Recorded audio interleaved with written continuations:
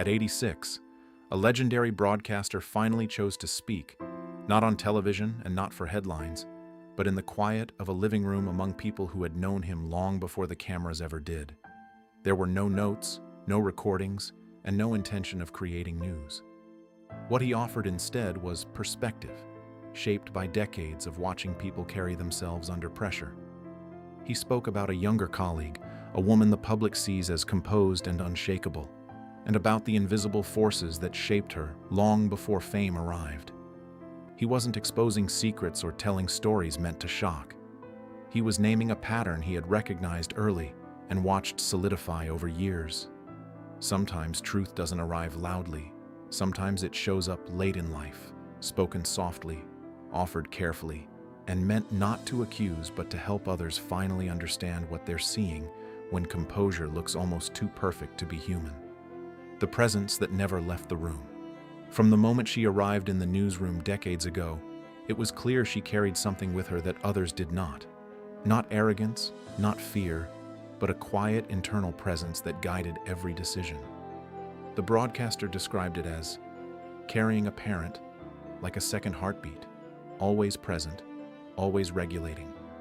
This wasn't the warmth of constant reassurance. It was the steady pressure of expectation.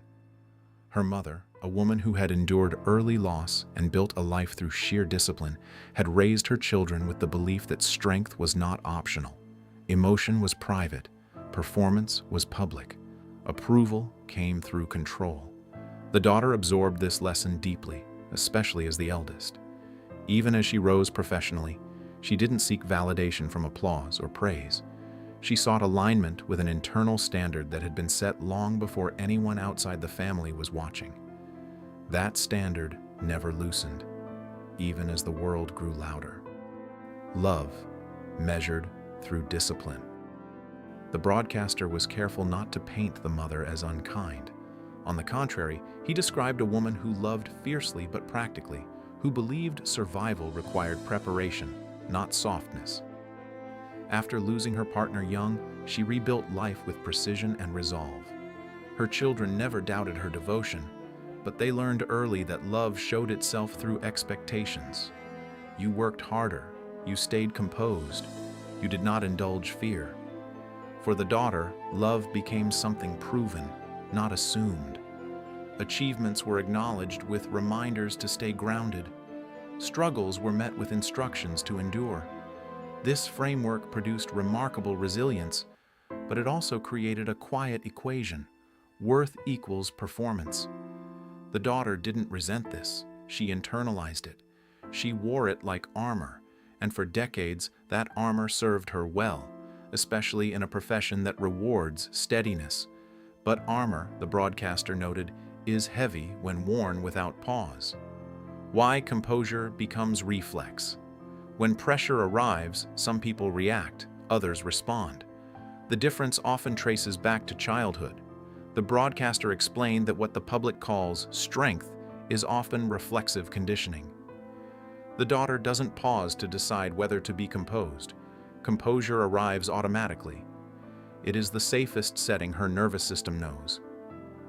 When emotions surge, she doesn't suppress them consciously. She files them away for later, often indefinitely. This isn't denial. It's survival strategy learned early. In moments when others might unravel, she organizes, she structures, she speaks deliberately. This is why her public statements sound measured even when circumstances are personal. It isn't coldness, it's training. The broadcaster emphasized that this kind of control is impressive but costly. When you're taught that showing distress risks disappointing the person whose opinion matters most, you learn to keep distress invisible, even from yourself. The cost hidden behind poise. Over the years, the broadcaster witnessed rare moments when the armor cracked, just slightly. A tired smile after a long day, a brief pause before changing the subject, a laugh that sounded more like relief than joy. These moments never lingered. They were quickly smoothed over, as if acknowledging them for too long might invite weakness. The public never saw these fragments, but they mattered. They revealed effort. They revealed exhaustion.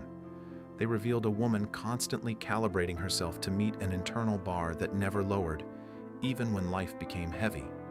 The broadcaster stressed that this isn't about blame. It's about recognizing that unrelenting strength, when required for love, can quietly erode joy. When vulnerability feels unsafe, even success can feel conditional. And when challenges arise that cannot be solved through discipline alone, the strain becomes internal, silent, and deeply isolating. When strength becomes a burden. As the broadcaster spoke, he acknowledged the paradox. The very traits that built her career are the ones that now weigh heaviest. Precision, restraint, clarity. These are celebrated publicly, but privately they can become cages. When something occurs that cannot be managed through preparation or composure, the instinct is not to ask for comfort but to work harder, to do better, to hold the line. The daughter does not collapse because collapse was never modeled as an option. Instead, she tightens control, believing that if she handles everything flawlessly, she can prevent loss. This belief is powerful, but also fragile, because some situations cannot be mastered through effort alone. When that reality surfaces, it challenges the core rule she was taught, that strength always wins. The broadcaster worried not about her ability to endure, but about whether she had permission, internally, to stop enduring when endurance no longer serves her. A different way of loving. Forward. Interestingly, the broadcaster observed a quiet shift in how the daughter parents her own children. With them, she allows softness. She encourages expression. She offers reassurance without performance. This is not rejection of her upbringing, but evolution. It suggests awareness, even if unspoken, that love need not always be earned through invincibility. Yet when faced with personal trials, the old rules return quickly. Conditioning runs deep. The broadcaster described this as a kind of emotional time travel. Under stress, we revert to the systems that once kept us safe. For her, that system is composure at all costs.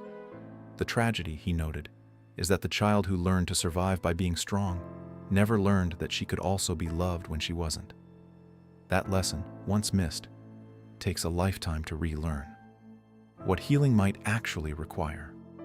Toward the end of the conversation, the broadcaster spoke not with certainty, but with hope. Healing, he said, would not come from public praise or professional success. It would come from hearing something she never quite received plainly, that she does not need to perform to be worthy. That strength is admirable, but not mandatory for love. Whether that message comes from within, from family, or from time itself remains unknown. But until it arrives, she will likely continue to default to what she knows best, holding herself together impeccably. The broadcaster's greatest wish was not that she change who she is, but that she expand the rules she lives by. That she learn rest is not failure, vulnerability is not weakness, and love does not vanish when control does. Those lessons, he believed, could finally lighten the armor she's worn since childhood. The truth spoken, quietly at last. When the gathering ended, there was no sense of revelation meant for headlines. It felt more like a truth finally acknowledged aloud after years of silent observation. The broadcaster had not exposed a secret so much as named a reality many people live but rarely articulate. A life built on strength can succeed spectacularly and still ache privately. The daughter at the center of his reflections remains admired, respected, and capable. Nothing about that changes. What changes is how we understand the cost of her composure. The hope is that one day she will not need permission to be human. But until then, understanding is a start. Strength kept her standing. Love, freely given, might finally let her rest.